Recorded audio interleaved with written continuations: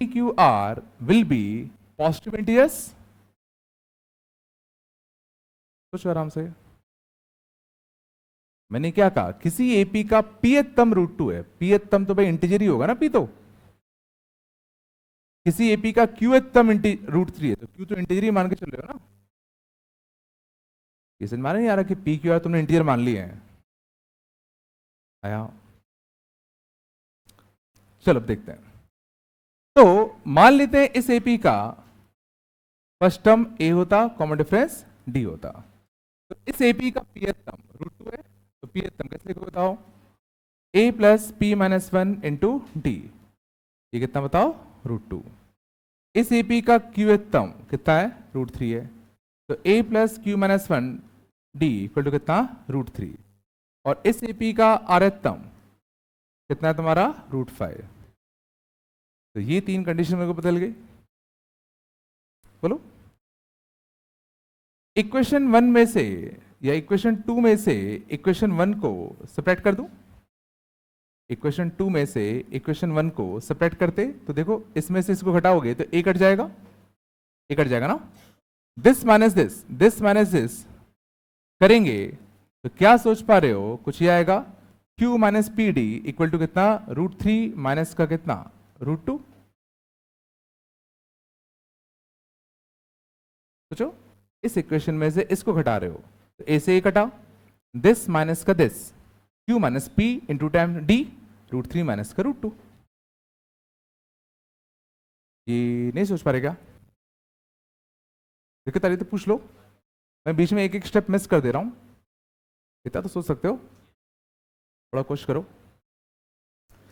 Similarly equation 3 में से मैं इक्वेशन 2 को सब्ट्रैक्ट करूं, इक्वेशन 3 में से मैं इक्वेशन 2 को सब्ट्रैक्ट करूं तो इसमें से इसको घटाओगे तो वापस से a निपटेगा। कितना आएगा बताओ? r माइनस का क्यू डी, r माइनस का q into d is equal to कितना? √5 माइनस का कितना? √3। मानते हो? ठीक है ना। देखो मैं कर क्या रहा हूं बेसिकली, क्योंकि a और d अननोन है। a और d क्या है? अननोन है। तो मैं a और d को एलिमिनेट करने की कोशिश कर रहा हूं। तो पहले मैंने इन दोनों से a को एलिमिनेट किया, फिर मैंने इन दोनों से a को एलिमिनेट किया। थोड़ा सा अब d को कैसे एलिमिनेट करूं? d को कैसे एलिमिनेट करूं? डिवाइड दो दोनों का। तो अगर दोनों का अगर डिवाइड देते तो क्या था बताओ? q minus P upon r minus का q, d से d नहीं पड़ता, कितना था बताओ? √3 माइनस का √2 अपॉन कितना? √5 माइनस का कितना? √3। आता नहीं आता।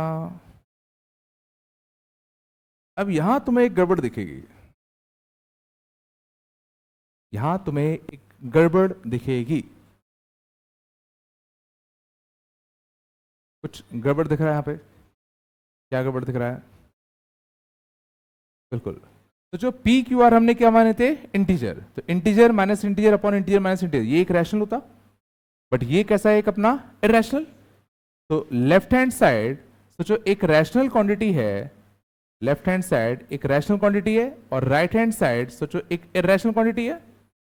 रैशनल को क्यू से रिप्रेजेंट करते हैं, इरेशनल को क्यू का कॉम्प्लीमेंट, याद है सेट, क्यू का कॉम्प्लीमेंट। इरेशनल को, ये रैशनल ये rational, this is not possible, this is not possible. Means हम जो बचपन में अजम्पशन लेके चले थे, बचपन में जो हम अजम्पशन लेके चले थे, वो अजम्पशन क्या हो गया? गलत हो गया।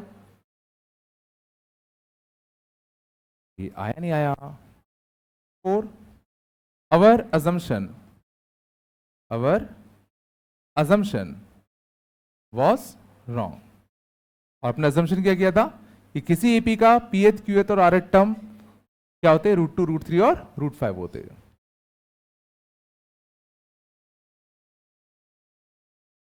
ये समझ में कॉन्ट्रडिक्शन से कैसे प्रूव हुआ? पहले हमने मान लिया कि भाई कोई एपी है जिसका पीएचतम क्यूएचतम आरएचतम ये होता, मान लिया। अब इसको मानते हुए आगे बढ़ते गए तो यहां पता चला कि भाई ये तो कुछ गड़बड़ हो गया है। इसका मतलब क्या हुआ होगा कि हमने बचपन में जो अजम्पशन माना होगा वो गलत लिया होगा। नहीं आया? जैसे तुम अगर बचपन में मान लो कि वह 1 = 2 है, तो तुम बड़े होके ये भी प्रूव कर दोगे 2 = 4 है।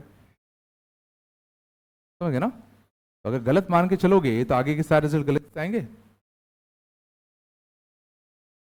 नहीं आएगा?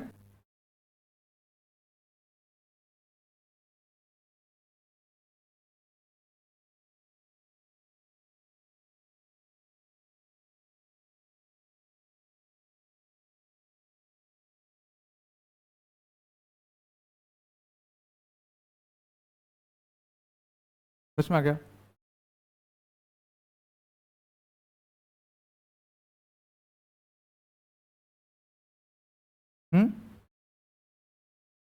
कहाँ हो तुम?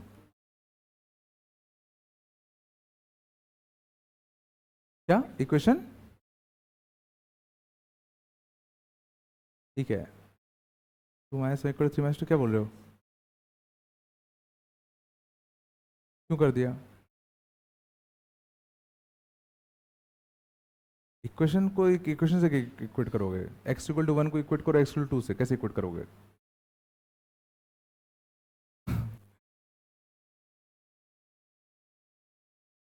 चलो, आया थोड़ा बहुत?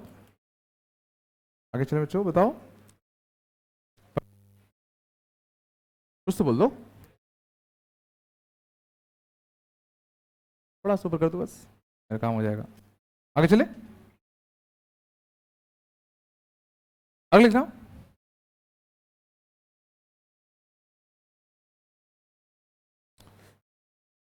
If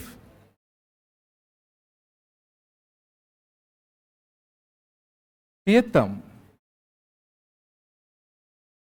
term of an AP be, मान लो L, pth term of same AP be M, and rth term of same AP be N। ये अपन को गिवन है। फाइंड वैल्यू ऑफ पहला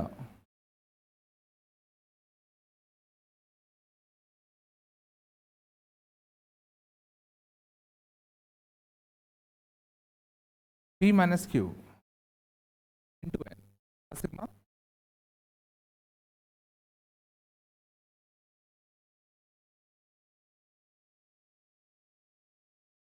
L minus M into R का sigma. चलो ऊपर कर दूं क्या? पक्का ना?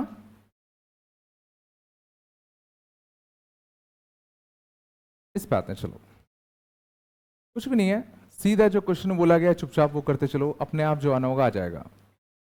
क्वेश्चन ने क्या बोला कि भाई कोई एपी होता जिसका pth term L है, उसका qth term M है, उसका rth term N है, कोई एपी है। तो मान लेते हैं, देखो अपन को एपी का कुछ पता तो है नहीं, तो मान लेते हैं let the AP B with first term A and common difference D। मान लेते हैं, बोलो है ना? अब इस एपी का pth टर्म कैसे निकालेंगे? बोलो A plus P minus 1D, ये कितना दे रखा है L। इस एपी का qth टर्म कैसे निकालेंगे? A plus Q minus 1D। इस एपी का rth टर्म कैसे निकालेंगे? बोलो है ना?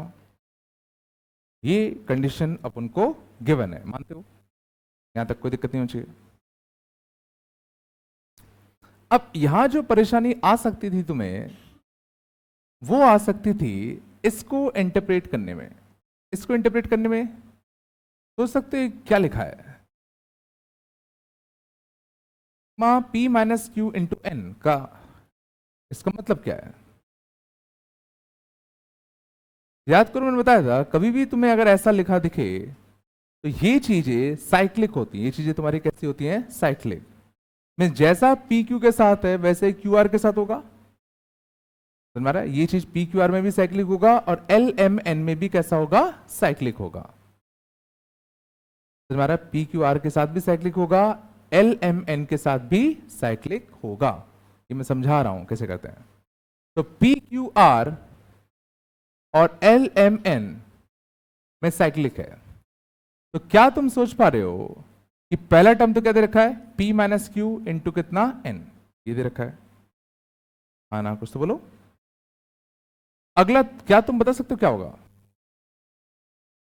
P माइनस क्यू हो गया, तो अगला क्या होगा? Q minus r. ध्यान देना, P Q R में साइक्लिक की तरह सोचा करो। P माइनस क्यू हो गया, अगला क्या आएगा? Q माइनस आर आएगा। और L M N में भी कैसा होता साइक्लिक? पहले N था, अब किसका नंबर आएगा? L का। Q माइनस आर हो गया, तो अगला कितना आता? R माइनस का P। तो इसके साथ क्या आता बताओ? M आता। हमारा इसको कैसे इंटरप्रेट करना है? इसको समझो पी क्यू आर में साइक्लिक, इसको समझो एल एम एन में साइक्लिक।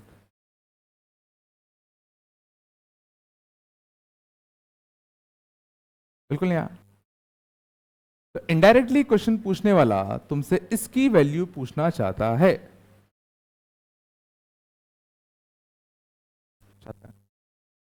हमारे पास इक्वेशन कौन सी गिवन थी? ये तीन थी। कुछ तो बोलो। मुझे वैल्यू किसकी निकालनी है? इसकी।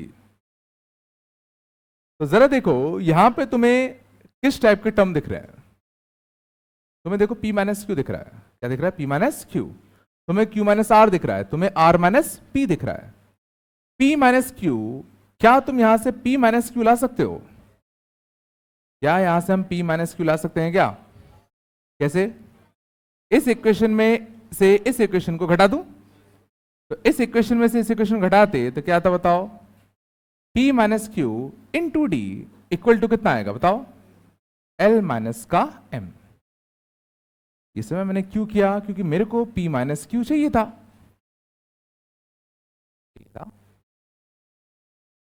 हमें Q माइनस आर भी चाहिए, तो Q माइनस आर के लिए क्या करूं? इसमें से इसको घटा दूं, इसमें से इसको घटा दें, ये लिखूं क्या? ये समझ में आ रहा है भाई? कुछ तो बोलो।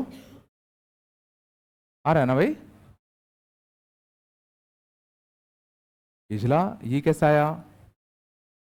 ठीक है ना? ये मान लो होता है इक्वेशन 1, ये होता है इक्वेशन 2, ये होता मान लो इक्वेशन 3। तो ये आता इक्वेशन 1 माइनस का इक्वेशन 2, ये आया इक्वेशन 2 माइनस का इक्वेशन 3।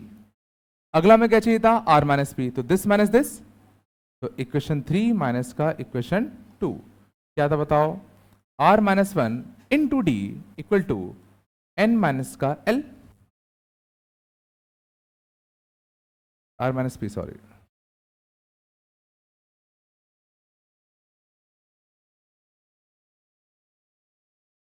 सच में आया?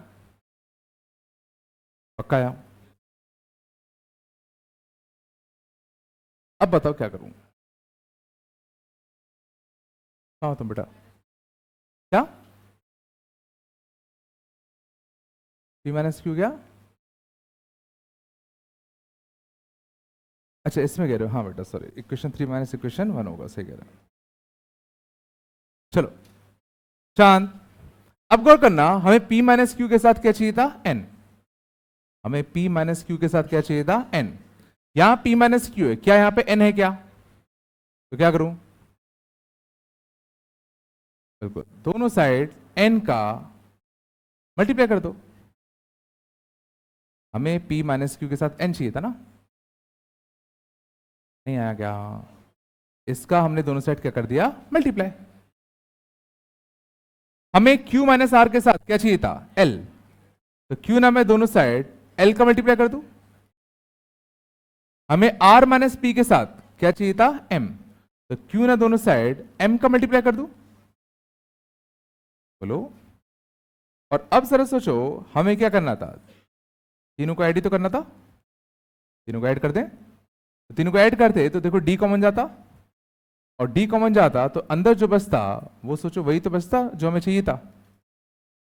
और यहां सबको ऐड करते तो गौर करना, एल एन माइनस का M N, M L minus का N L, N M minus का एल एम।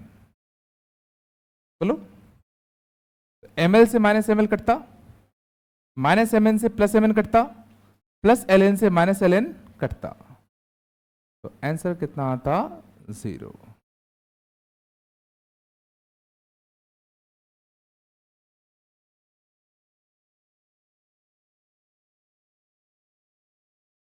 बिल्कुल नहीं आया, लास्ट स्टेप नहीं आया। मैंने तीनों का ऐड कर दिया, तो तीनों का ऐड किया तो मैंने डी कॉमन लिया, डी कॉमन लिया तो बचता क्या? p minus Q into n, q minus r into l, तो यही तो मुझे चाहिए था, और यहां इन तीनों को ऐड कर दिया।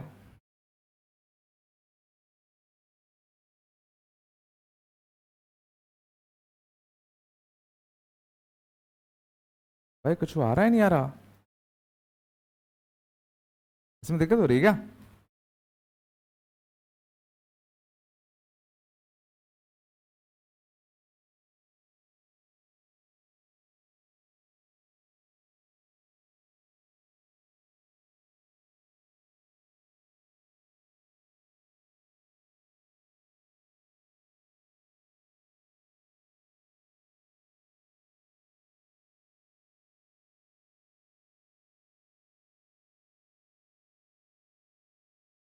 चलो आगे बताओ, तो एनसीईआरटी लाया क्या मैथ्स की? मैथ्स की एनसीईआरटी कोई तो लाया होगा, कोई नहीं लाया?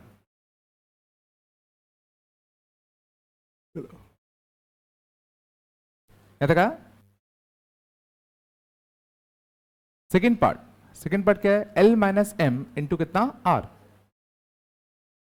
पहला पार्ट छापा क्या? पहला पार्ट छाप लिया, सॉरी। चलो सेकेंड पार्ट पे आते हैं। चलो अब तुम लोग बताओ, सेकेंड पार्ट में पूछा गया था sigma of L minus m into are, तो इसको पहले बताओ ओपन करते तो क्या बनता? वापस ध्यान देना, एल एम एन में कैसा होता है? साइक्लिक, और पी क्यू आर में भी कैसा है? साइक्लिक। बताओ क्या आएगा? L minus m into r पहला टर्म, एल माइनस एम, अगला कितना आएगा बताओ? एम माइनस का एन, आर क्या तो किसका नंबर आएगा बताओ? पी का, और फिर क्या आएगा बताओ? एन माइनस का एल, और पी का नंबर हो गया तो अगला नंबर किसका आएगा बताओ? क्यू का। तो इनडायरेक्टली हमसे इसकी वैल्यू पूछी गई है।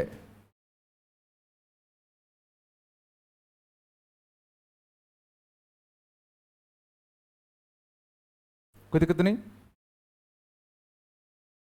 चलो अब देखना, इसकी वैल्यू अगर हमसे पूछी गई है तो अब जरा सोचो हमें किस टाइप के टर्म चाहिए? L माइनस एम टाइप का टर्म चाहिए। क्या हमारे पास L माइनस एम टाइप का टर्म बनाने का कोई तरीका है क्या? L माइनस एम कहां से बनाओ? इसमें से इसको सेपरेट कर दो, बोलो। तो L माइनस का m, दिस माइनस दिस क्या आता? L माइनस एम, और इधर दिस माइनस दिस होता तो कितना आता बताओ? P माइनस का Q इंटू कितना? D। तो शायद समझ में आ गया हो। अगले टर्म क्या आएंगे? m माइनस का n, तो यहां से कितना आएगा बताओ? q minus r into d. अगला कितना आएगा बताओ? n माइनस एल, तो कितना आएगा बताओ? r माइनस का p इंटू डी। पहले ये स्टेप आया, लेकिन हमें l माइनस एम के साथ क्या चाहिए था? r। क्या करूं? r का मल्टीप्लाई कर दें। m माइनस एन के साथ क्या चाहिए था? p, p का मल्टीप्लाई। n माइनस एल के साथ क्या चाहिए था? q, q का मल्टीप्लाई। अब तीनों का ऐड कर दें, तो तीनों का ऐड करते तो देखो लेफ्ट हैंड साइड तो वही बन जाता जो हमें चाहिए था। राइट हैंड साइड गौर करना, डी कॉमन लू, डी कॉमन लू, p minus Q into are, तो कितना होता? पी आर माइनस का Q R, P R minus का Q R, Q P minus का R P, Q P minus का R P, R Q minus का P Q, R Q minus का P Q. कुछ दिख रहा? अच्छा, प्लस पी आर से S P R cancel, minus Q R plus Q R cancel, plus Q P minus Q P cancel, means इसकी भी value कितने निकल के आ गई, 0।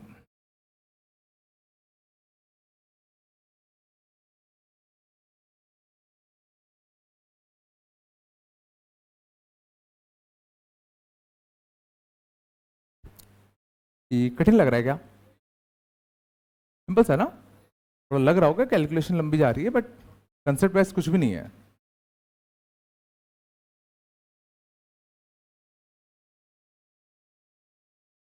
सच में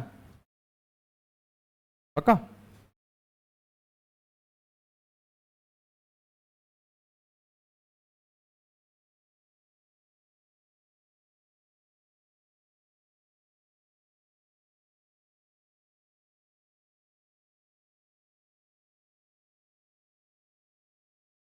चलो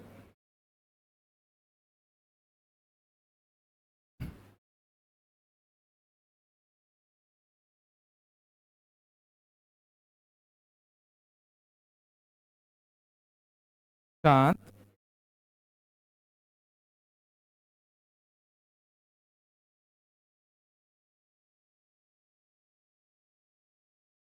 आगे चले।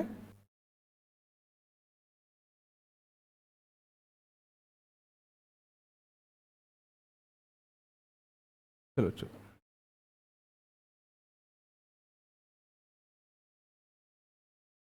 सच में है ना?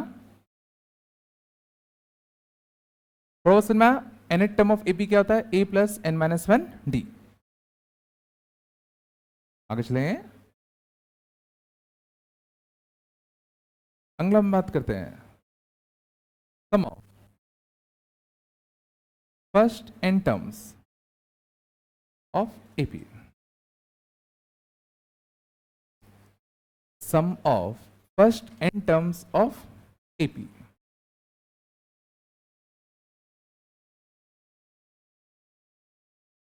तो sum of first n terms of AP क्या होता है, n अपन टू ए plus n minus one into D. कैसा आता है?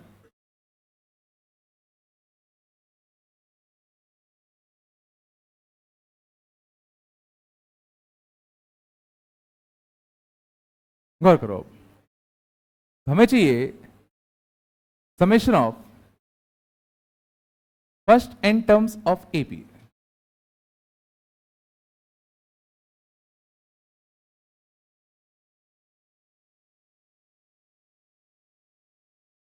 मतलब हमें इन सब का सम चाहिए। अब इन सब का सम करने के ध्यान देना, दो तरीके हैं। मेथड वन, मैं इसी एपी को रिवर्स करके लिख दूं, मीन्स सब टर्म्स को मैंने रिवर्स कर दिया, मतलब उल्टी चीज लिख रहा हूं बस। तो लास्ट टर्म यह था, सेकेंड लास्ट टर्म यह था, थर्ड लास्ट टर्म यह था, और यहां पे क्या था, यह था। मैंने क्या करा, पूरी सीरीज को पलट के लिख दिया। सोचो, नंबर्स को 1 2 3 4 करके ऐड करूं या 10 9 8 7 करके ऐड करूं, बात तो बराबर ही है। अंतर आएगा क्या? नहीं आएगा। उनको जोड़ दे। अब गौर करो, इसमें इसको ऐड करो, a plus N minus one D plus A कितना आएगा, 2a plus N minus one D. क्या था? इसमें इसको ऐड करो, a plus N minus two D plus A plus D, तो a प्लस ए कितना आएगा, 2a, n minus two D plus one D, n minus two times D plus one into D. पता नहीं आ रहा है नहीं आ रहा, सोचो, n minus to bar D है और वन टाइम डी है, ऐड करोगे तो n minus one bar D बचेगा ना? नहीं। इसमें इसको ऐड करो, a प्लस ए कितना आएगा बताओ, 2a, n minus three plus two D, n minus one D. तो शायद समझ में आ गया होगा क्या हो रहा है। हर बार सोचो सेम टर्म बन रहा है, सोचो हर बार सेम ही टर्म तो बन रहा है, नहीं आया। तो इन सब का सम अगर मुझे करना होता तो कैसे करता? तो 2a plus N minus one d एक बार, दो बार, तीन बार, कितनी बार आता? जितने टर्म्स होते। तो n बार क्या आता? 2a plus N minus one d. But इसकी वैल्यू सोचो किसके बराबर होती है? 2sn के। तो sn कितना होता? n upon two 2a plus N minus one D.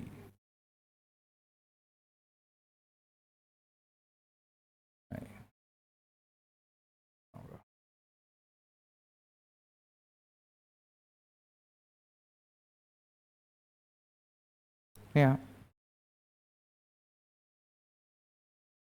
बिल्कुल नहीं है क्या? तो कुछ तो बोलो हाँ ना।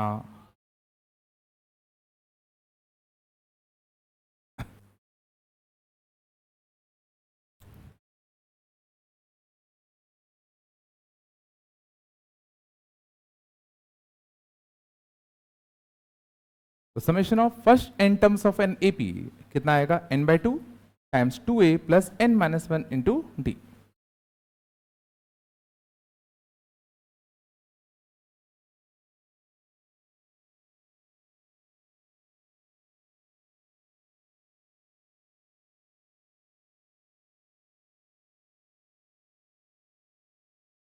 सीक्वेंस ध्यान देना, कॉर्टेक्स से बहुत तेजी है, कुछ भी नहीं है, बस साथ साथ में चलना, बस है ना।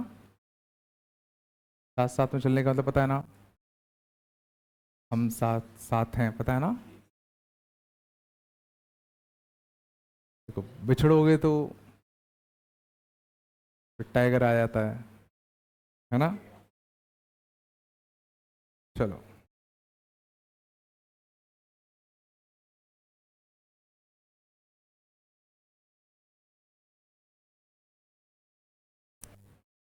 थोड़ा बताया। तो पहली चीज हमने सीखा कि summation of n terms, first n terms of an AP सीधा इस फॉर्मूले से मैं निकाल सकता हूं। बोलो। अब थोड़ा सा वेरिएशन देखो, इसी फॉर्मूले को मैं लिख सकता हूं n by two A plus N minus one d. कोई बुराई इसमें? 2a को मैंने ब्रेक कर लिया a प्लस ए में, और ये क्या लिखा है? First term. ये क्या लिखा है? Last term. हमें एक और फॉर्म मिला, first term plus last term का average into number of terms. First term और लास्ट टर्म का average into number of terms. क्या हो गया? नहीं आ गया? ये फॉर्मूला हम लोग जनरली तब यूज करेंगे जब हमें तुम्हें लास्ट टर्म नहीं पता हो। बट अगर तुम्हें लास्ट टर्म पता है तो ये यूज करने में ज्यादा समझदारी होगी। अगर तुम्हें लास्ट टर्म पता है तो ये फॉर्मूला यूज करो, लास्ट टर्म नहीं पता तो सीधा ये यूज कर लो। तुम्हारा ये क्या लिखा है? फर्स्ट और लास्ट टर्म का average into number of terms. First और लास्ट का average into number of terms.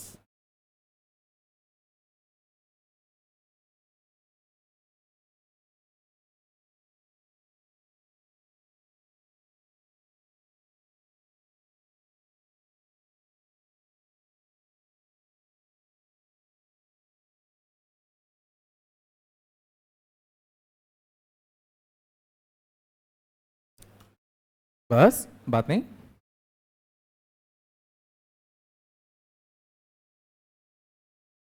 और यहां देखना, तुम्हें एक बहुत ही अच्छी प्रॉपर्टी भी दिख रही है, जरा गौर से देखो। T1 और Tn फर्स्ट टर्म और लास्ट टर्म का सम,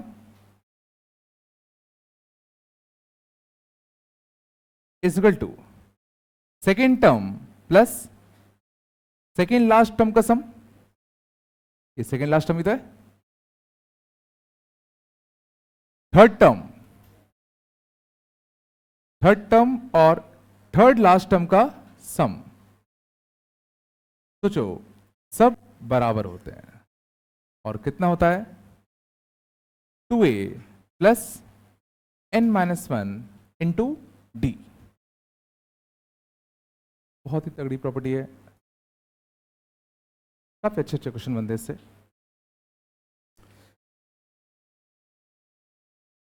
सॉरी n-2 आएगा। मीन्स किसी भी एपी में फर्स्ट और लास्ट का सम जो आता है वही सेकेंड और सेकेंड लास्ट का सम आएगा, वही थर्ड और थर्ड लास्ट का सम आएगा, एंड सो ऑन ऐसे चलता रहेगा। मीन्स पहले और आखिरी टर्म का सम जो होगा वही सेकेंड और सेकेंड लास्ट का सम होगा, वही थर्ड और थर्ड लास्ट का होगा।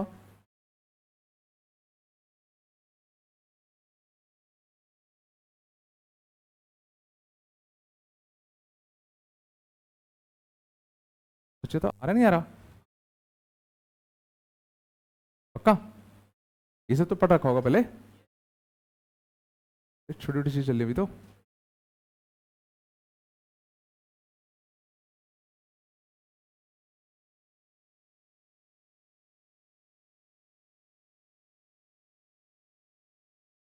ठीक है,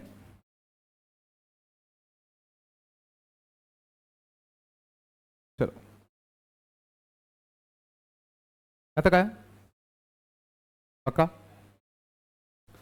याद करो मैंने कहा था कि सम का फॉर्मूला निकालने का ये पहला तरीका था। क्या कोई और तरीका है जिससे मैं इन सब का सम निकाल सकता हूं?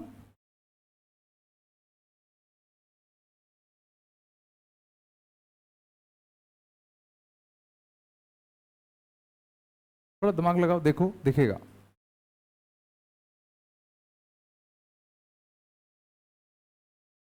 क्या समेशन कर दें?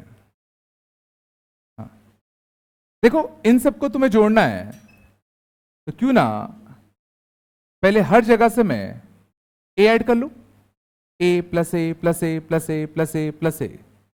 तो कितनी बार ए आएगा? जितने टर्म्स होंगे एन ए। सोचो ए plus A plus A plus A, her bracket में से एक ए मिला ना। यहां से क्या मिलता? D plus 2d plus 3d plus 4d up to कितना n-1d। क्या इन सब में से मैं d कॉमन खींच लूं? तो d कॉमन खींचोगे तो क्या कोई ऐसी सीरीज बन रही है जिसका हम समेशन करना सीखे थे कभी? सीखे थे कभी? कौन सीरीज बन रही है? Summation of first n natural numbers का सम कितना आता था? n into n+1/2। लेकिन ये नेचुरल नंबर कहां तक गया? n-1 तक। तो क्या करते थे? n इंटू n+1/2 वाले फॉर्मूले में n की जगह पर क्या रखोगे? n-1। तो n इंटू n+1/2। भाई सोच पा रहे हो कि नहीं सोच पा रहे? तो ना हमने जो फॉर्मूला याद किया था किसका किया था? 1 से लेके n तक का किया था। बट यहां पे जो लास्ट टर्म है क्या वो n है? क्या वो n-1 है। तो सिंपली फॉर्मूले में n की जगह पर क्या रखोगे? n-1। d तो है ही अपने पास, d तो बचपन से था। तो कितना बना? n इंटू ए, n-1 into n, n into n-1 d/2। Simplify करोगे तो वही बनेगा।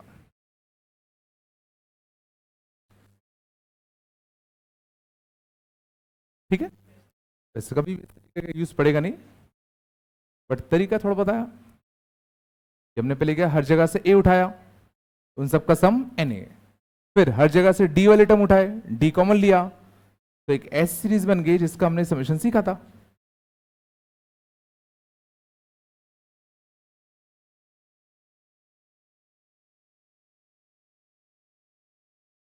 अच्छा, किसको? इंडिकेटर को सेंस तो होना चाहिए। वन डी एक्स का है, डी एक्स अगर नहीं होता तो इंडिकेशन इन्फिनाइट आता है। अब वो मान मान के तो फिर ले आओगे, उसको डी एक्स कैसे मान रहे हो? लॉजिक एक ही होता है। चलो,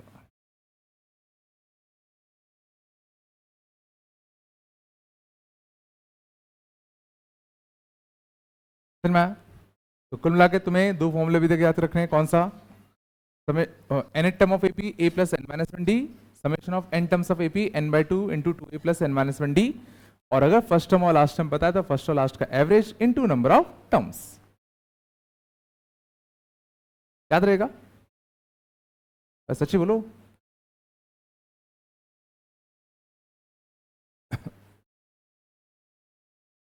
फिर आगे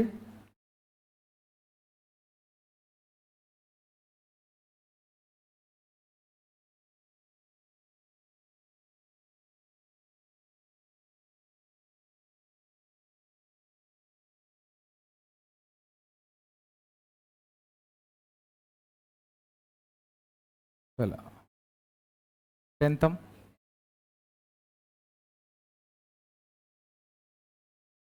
summation of first n term, summation of first 15 term,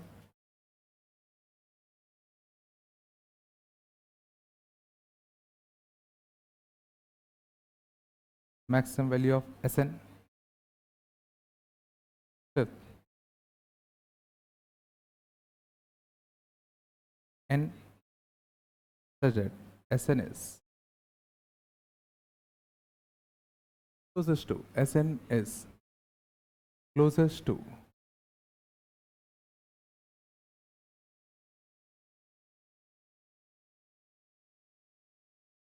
5000। चलो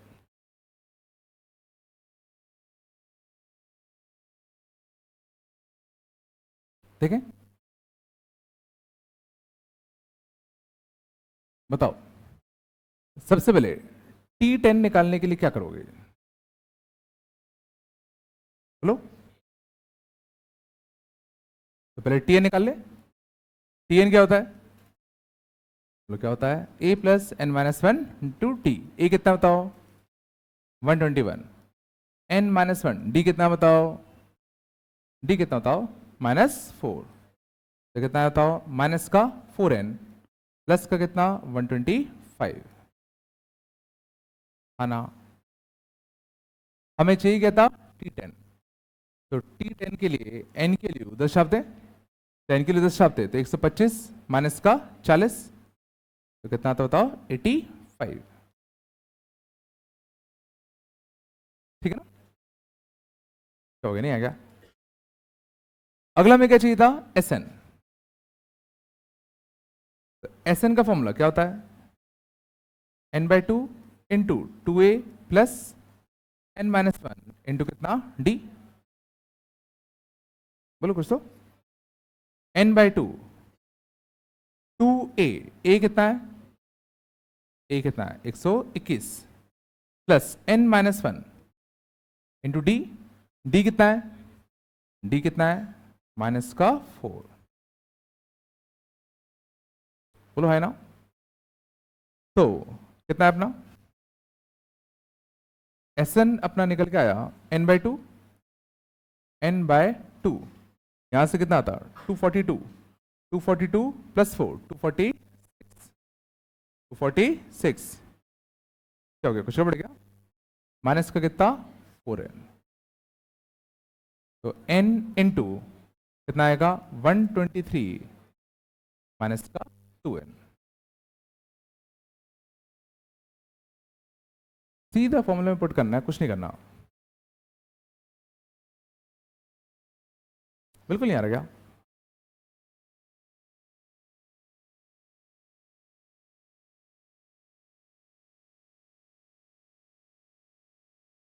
पक्का? थर्ड पार्ट भी सिंपल था। S15 माने क्या? S15 माने क्या? सम ऑफ ध्यान देना first 15 terms, sum of first 15 terms. हम ध्यान देना summation of first n terms तो निकाल ही चुके हैं, तो सीधा n की वैल्यू 15 छाप दो। बोलो, तो S15 के लिए सीधा n के लिए 15 छाप दें, तो 15 इंटू 123 माइनस का 15 इंटू कितना 2, 30। बोलो, तो कितना आएगा 93 इंटू कितना,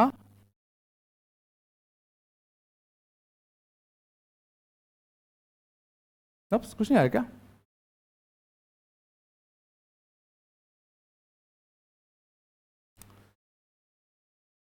क्या हो गया? ऐसे को देख रहे हो? बिल्कुल नहीं आ रहा क्या? ये तो बहुत सिंपल थे। चलो थोड़ा तुम्हें अब सोचना पड़ेगा यहां पर, मैक्सिमम वैल्यू ऑफ Sn, हल्का सा दिमाग लगेगा। मैक्सिमम वैल्यू ऑफ Sn माने क्या?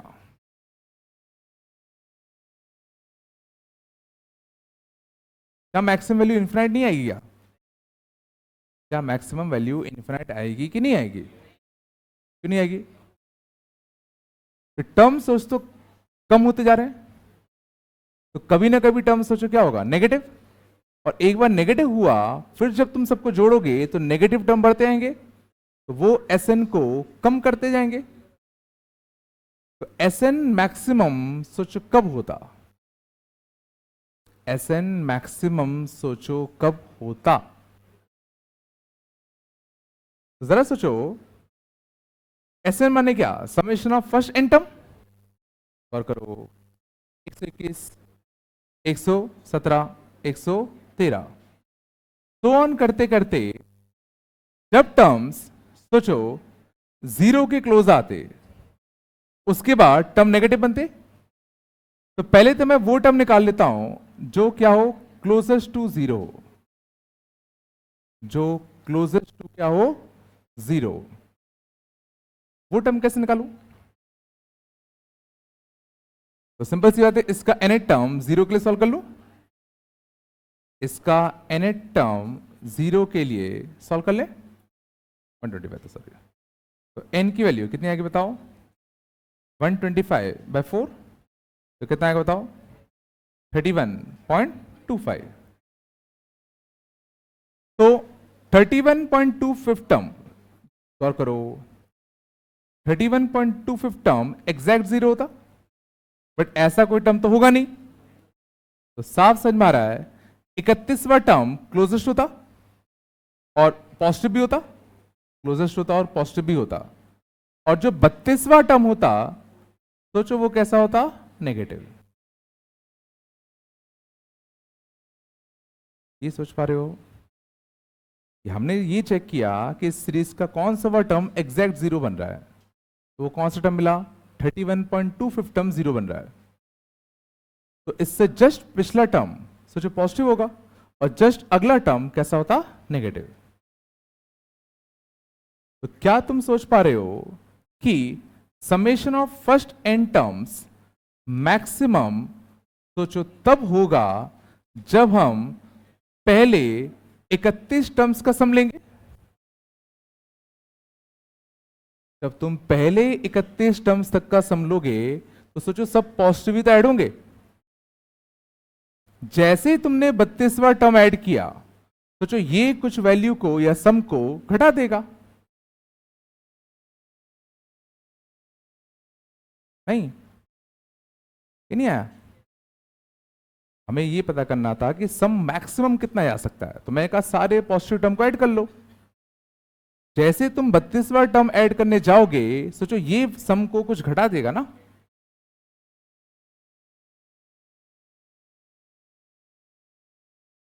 Means summation of n terms maximum कब आएगा? जब हम समेशन लें पहले 31 टर्म्स तक का, और पहले 31 टर्म्स तक का सम, तो सीधा एन की वैल्यू 31 यहां छाप दे, 31 इंटू कितना आएगा 123 माइनस का 2 इंटू कितना 31, तो 62, तो 31 इंटू 62 घटाते तो कितना आता 61, कितना रहा 1891, ये तुम्हारा क्या आता एस मैक्स आता।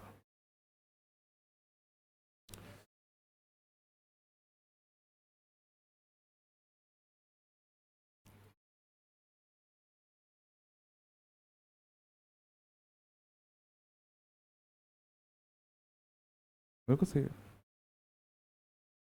कर दो। चलिए तरीका आया नहीं आया, ये लॉजिक सही में आ गया ना?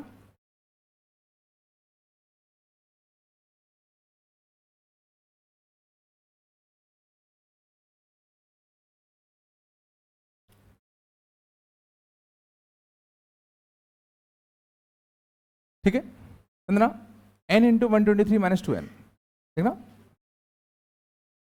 अब इसको जरा हम सोचते हैं यूजिंग कैलकुलस। एस एन क्या है? एक फंक्शन ही तो है। फंक्शन क्या है? एन मतलब एक्स इंटू कितना 123 माइनस का कितना 2x। मैंने एस एन को एक फंक्शन ऑफ एक्स मान लू। हमें करना क्या है? इस फंक्शन को मैक्सिमाइज ही तो करना था,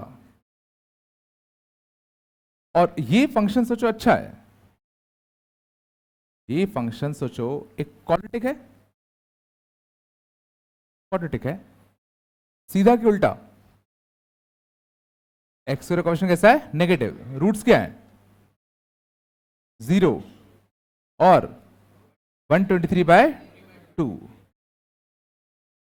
सोचो जरा, इस क्वाड्रेटिक के रूट्स क्या है? 0 और 123/2, और इस क्वाड्रेटिक का मैक्सिमा कहां था? इन दोनों का एवरेज, इन दोनों का एवरेज मतलब कितना 123/4, 123/4, सही कह रहा हूं ना? ये 123 था ना? आ रहा नहीं आ रहा? तो 123/4, लेकिन दिक्कत क्या है कि x तो सिर्फ इंटीजर हो सकता है। x सोचो कैसे हो सकता था? इंटीजर। आ रहा नहीं आ रहा? तो 123/4 कितना आएगा 30.75, बोलो या था? लेकिन ऑब्वियसली 30.75 एज सच तो कोई टर्म एग्जिस्ट करेगा नहीं, या तो 31 पे आएगा या 30 पे आएगा। अब जरा गौर करो, ये अगर 30.75 है तो 31 सोचने की कोशिश करो, कुछ पास होगा? 30 कुछ ज्यादा दूर होगा? सोच पा रहे हो? ये 30.75 है, 0.75, तो 30.75 से 31.25 दूर होता, और 30.75 से 30.75 दूर होता। तो क्या सोच पा रहे हो? मैक्सिमम वैल्यू, मैक्सिमम वैल्यू सोचो 31 पे मिलती है।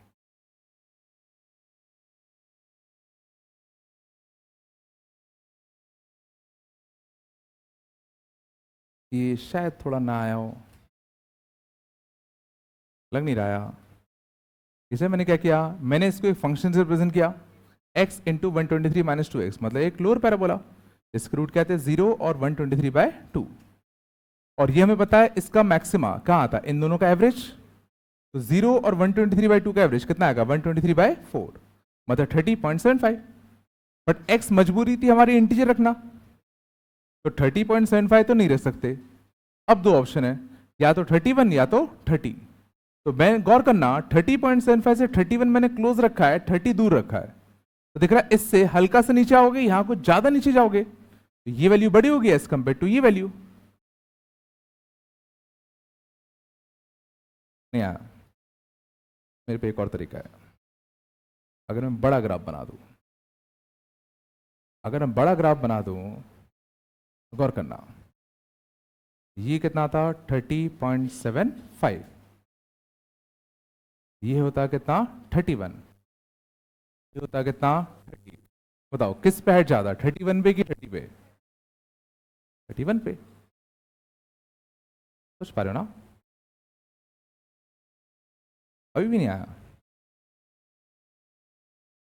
इसलिए मैक्सिमा जो आया वो कब आया, जब x कितना रखते 31।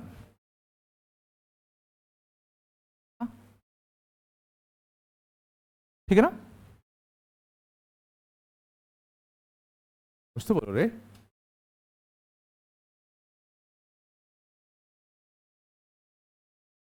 आया था।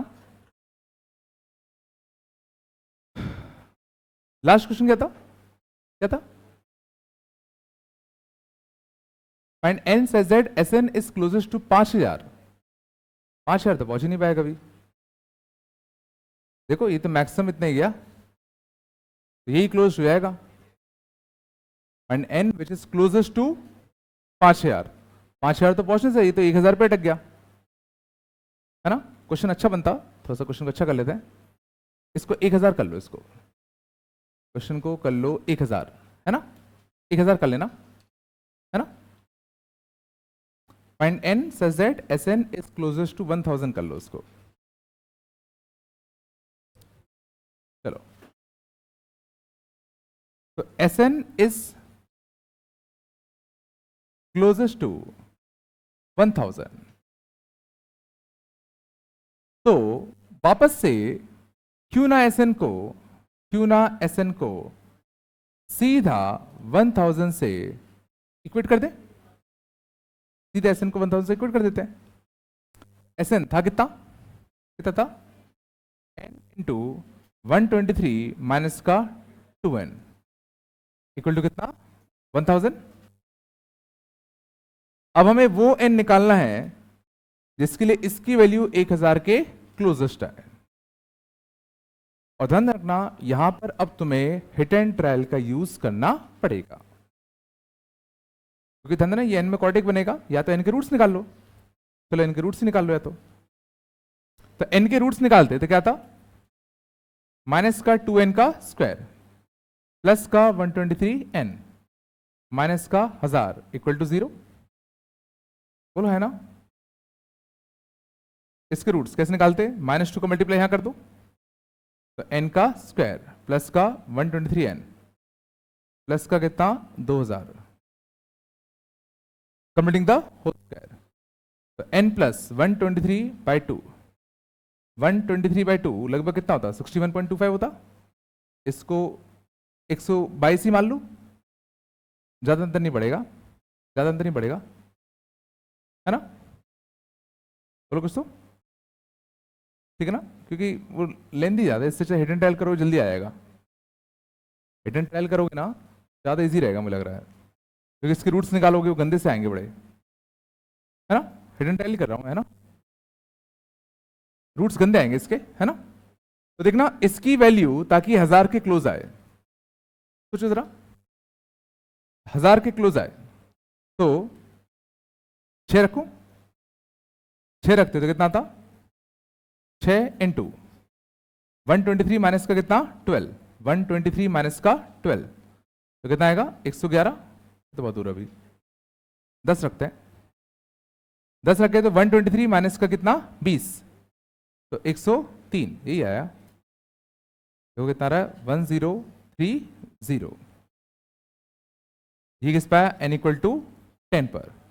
आसपास और चेक कर लेते हैं, 9 पे क्या होता, 9 इंटू 18 बनता, 18 बनता तो कितना आता 105। बोलो ये कितना था 945 ना, ठीक है ना।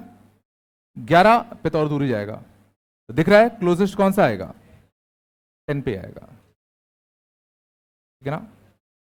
तो n equal to 10 for which समझ गए ना, या S10 इज क्लोजेस्ट टू कितना 1000।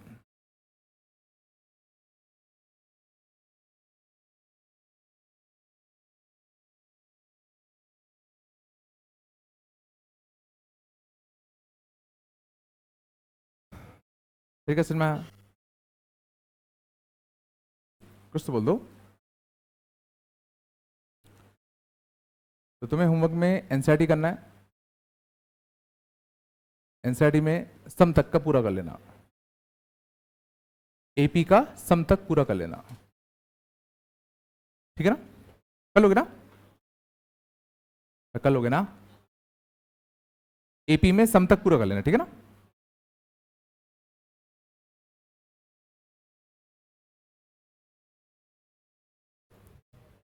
ठीक है, ठीक है ना? चलो बच्चों मिलते हैं ना।